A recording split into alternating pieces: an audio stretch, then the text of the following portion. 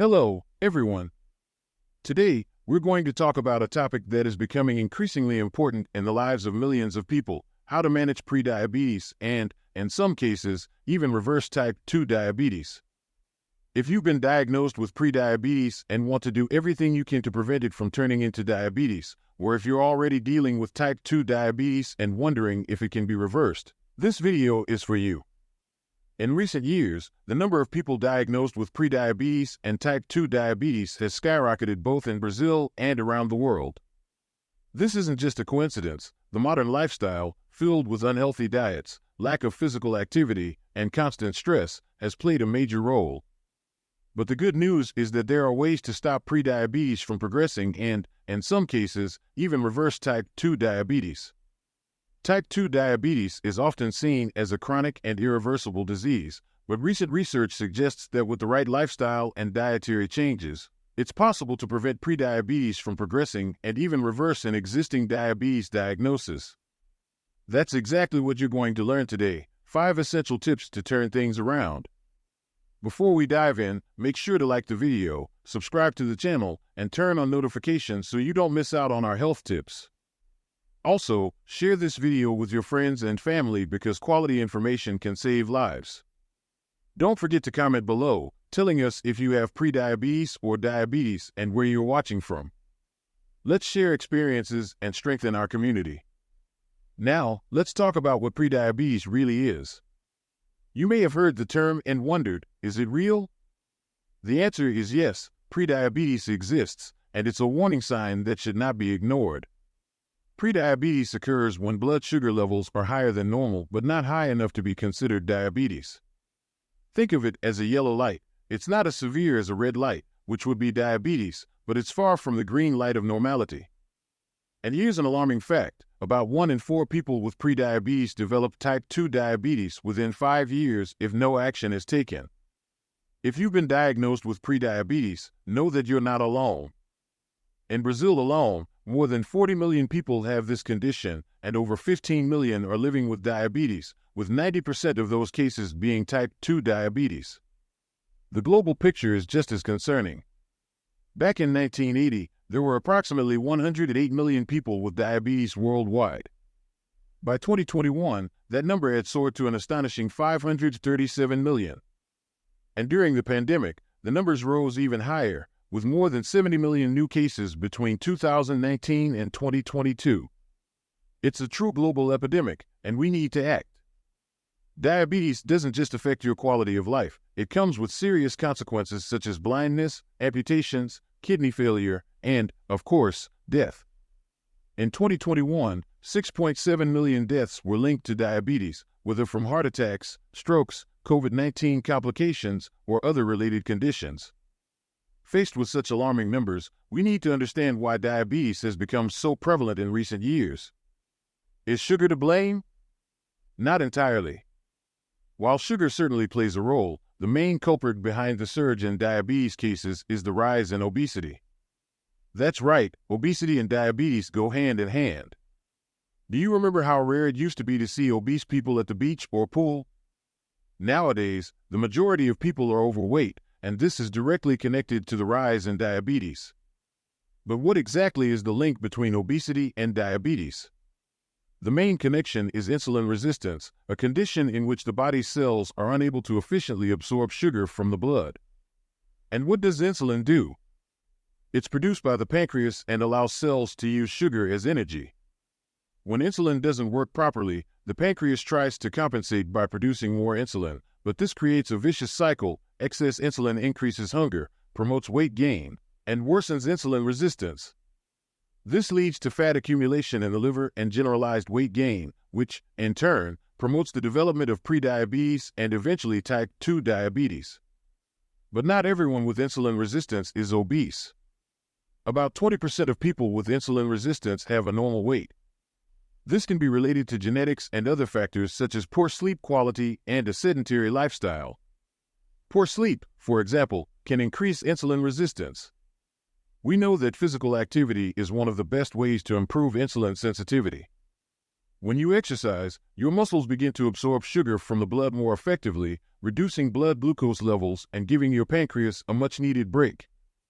Moreover, the positive effects of exercise can last up to 16 hours after the activity.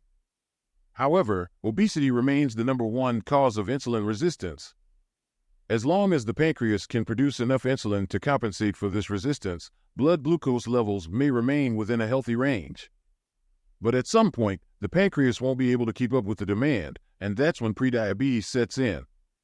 It's a warning sign. Your fasting glucose levels start to rise above 99 milligrams per deciliter, and blood tests begin to show elevated levels of basal insulin and HOMA-IR, two indicators of insulin resistance. Now that you understand what prediabetes is and how it relates to obesity and insulin resistance, let's dive into the 5 tips to reverse this condition. Don't worry, there's a lot that can be done, and these simple tips can make a huge difference in your life. Great! Now, let's move on to the second part of this script, where we'll dive into the 5 essential tips that can help reverse prediabetes and, in some cases, even type 2 diabetes. Remember, lifestyle changes and dietary habits are key to this transformation. So, let's get started. First tip, avoid processed foods. The first tip is one of the most important, and perhaps one of the hardest to follow, especially in today's world where we're bombarded with ready-to-eat and fast foods. But if you want to reverse prediabetes or type 2 diabetes, the first thing you need to do is avoid processed foods. These foods are packed with 3 big culprits: salt, unhealthy fats, and sugar. What you may not know is that many of these processed foods contain additives that can be even more harmful. A study conducted by Harvard scientists found that propionates, additives used to flavor bread, cheese, and fast food, can alter metabolism and increase the risk of diabetes by causing hyperinsulinemia. In other words, that seemingly innocent piece of bread could be silently sabotaging your health. The solution is simple: choose real food. When we talk about real food, we mean foods that come from the earth, not from a factory. Invest in whole grains like brown rice, quinoa, beans, and lentils. Load up on green leafy vegetables like lettuce, spinach, broccoli, and kale. And, of course, don't forget about fruits, but in moderation since some fruits can be high in sugar. The key here is to balance the foods you eat to ensure a diet rich in nutrients and low in harmful additives. Another tip is to replace store-bought sauces with homemade and healthier alternatives. Try seasoning your salad with apple cider vinegar, which can improve insulin sensitivity by up to 34%. Apple cider vinegar isn't a miracle cure, but it's a valuable ally when combined with other dietary changes. Other helpful additions to your diet include turmeric and cinnamon, which have anti-inflammatory properties, and avocado, which can be a great substitute for higher-calorie, fatty condiments like mayonnaise. Second tip, get moving. Now that you know processed foods should be avoided, let's move on to the second tip, which is equally powerful: exercise. Yes, I know you've heard this before, but let's talk about the real impact physical activity can have on controlling prediabetes and type 2 diabetes. Physical activity is crucial for improving insulin sensitivity. When you exercise, your muscles use more glucose as a source of energy, which helps lower blood sugar levels. And the best part, you don't need to spend hours at the gym to see results. Small changes, like taking the stairs instead of the elevator, walking to work, or doing more intense household chores, can already make a significant difference. But if you really want to optimize the benefits, it's ideal to incorporate more structured activities into your routine. It doesn't have to be anything too complicated. A 30-minute walk, 5 times a week, can be enough to boost insulin sensitivity and improve your cardiovascular health. If possible, consider doing strength training or other resistance exercises, as these help increase muscle mass, which, in turn, consumes more glucose. And here's an extra tip: avoid sitting for long periods. Studies show that prolonged inactivity can raise blood sugar levels and increase insulin resistance. Even if you have a job that requires long hours sitting, try to get up and move around at least once an hour. A simple stretch or a short walk to the kitchen to grab some water can help. Oh, and if you have trouble sticking to an exercise routine, find activities that you enjoy. Whether it's dancing, walking outdoors, or even gardening, the important thing is to move. Your body will thank you. Third tip, get better sleep. The third tip may seem simple, but it's incredibly important. Sleep well. Sleep is a fundamental pillar for overall health and has a direct impact on blood sugar control. When you don't get enough sleep or have poor quality sleep, your body becomes more resistant to insulin, which can worsen prediabetes or type 2 diabetes. Poor sleep also affects your mood, memory, and immune system. Not to mention that sleep deprivation increases stress, which can cause your body to produce more cortisol, the hormone that, among other things, raises blood sugar levels. To improve the quality of your sleep, establish a bedtime routine. Try to go to bed and wake up at the same time every day, even on weekends. Also, avoid using electronics like phones and TVs before bed. The blue light emitted by these devices interferes with the production of melatonin, the hormone responsible for regulating sleep. If you have trouble sleeping, certain practices can help, such as meditation or reading a calming book before bed. Another useful trick is to use an alarm, not just to wake up, but also to remind you when it's time to go to bed. This helps create discipline and ensures you're giving your body the rest it needs. Sleeping well is one of the pillars of a healthy life. And by improving your sleep quality, you'll be doing your body a huge favor, reducing the risks of developing diabetes and other illnesses. Great! Let's move on to the third and final part of this script, where we will cover 2 more crucial tips that will help you reverse prediabetes and, in some cases, even type 2 diabetes. Get ready, because these tips are powerful and can transform the way you take care of your health. Fourth tip, reduce stress. Now, let's talk about a factor that is often underestimated when it comes to health, stress. Yes, stress doesn't just affect your mood or emotional well-being, it also has a profound impact on your physical health, especially when it comes to blood glucose control. When we're stressed, the body releases cortisol, commonly known as the stress hormone, which raises blood glucose levels. Think of cortisol as a defense mechanism. It prepares your body for fight or flight situations, giving you a quick burst of energy in the form of glucose. This might be useful in dangerous situations, but when stress is constant, your body remains in a state of high alert, leading to consistently elevated glucose levels and an increased risk of developing diabetes or worsening an existing condition. What's worse, cortisol also contributes to the accumulation of belly fat, which is directly related to insulin resistance. But how can you deal with this? The good news is that there are several effective ways to reduce stress. Physical exercise is one of them. We've already discussed the benefits of exercise for insulin resistance, but it's also an excellent ally in the fight against stress.